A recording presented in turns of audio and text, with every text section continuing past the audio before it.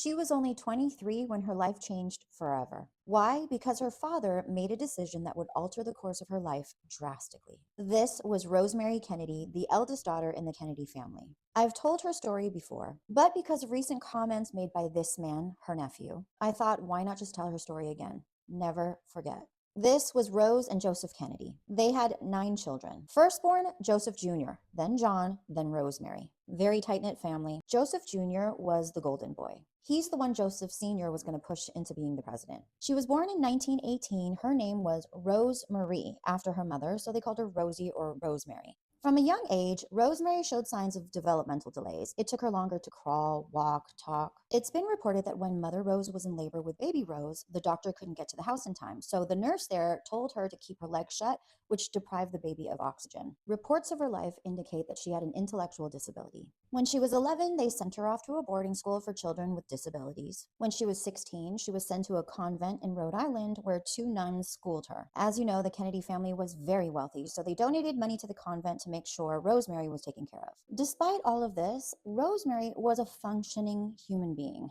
She was close to her siblings. She enjoyed shopping, the opera, going to tea with her friends. When she was 20 years old, her father became the U.S. ambassador to the UK. It's here she was presented as a debutante to King George and Queen Elizabeth. She practiced curtsying for hours and hours, and when it was time for her to curtsy, she stumbled. Even though her mother in the middle didn't say anything, it was likely embarrassing for the family. That's Kathleen on the left, otherwise known as Kick.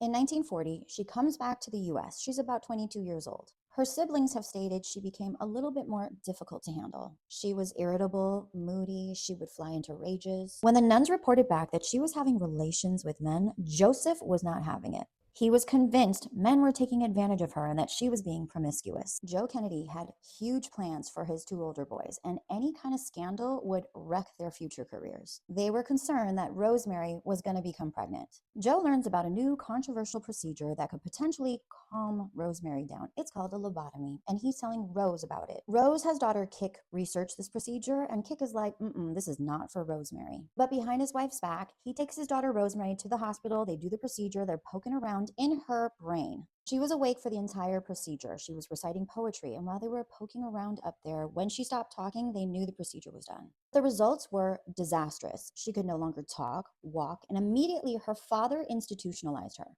Eventually, she ended up at the St. Coletta School for Exceptional Children in Wisconsin, and Joe Kennedy built her her own cottage on the ground. She was under the care of 2 nuns. Joseph took care of all of the bills, but he never visited her. Rose Kennedy also did not visit her daughter for over 20 years. None of her siblings knew what happened. She just kind of disappeared. Here's the irony. Joseph Sr. did this to Rosemary to benefit his 2 sons. 3 years after her procedure, Joseph Jr. was unalived in action. 22 years later, her brother, President JFK, was unalived. Later, her sisters revealed her condition to the public. They would fly her out to the compound so she could hang with the family. Here she is with one of the nuns that took care of her, finally reunited with her mother. Another photo with her mom. Here she is with some of her nieces and nephews. JFK Jr. and his wife Carolyn. She liked to hang tough with her little brother Teddy. She loved celebrating all of the major holidays because, hello, she was a human being. Rosemary Kennedy passed away in 2005 at the age of 86. So when her nephew said some stunningly ignorant comments about autistic people,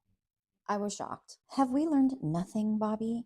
People with disabilities are not something you hide or try to fix. Just like your Aunt Rosemary, they're humans. Hello?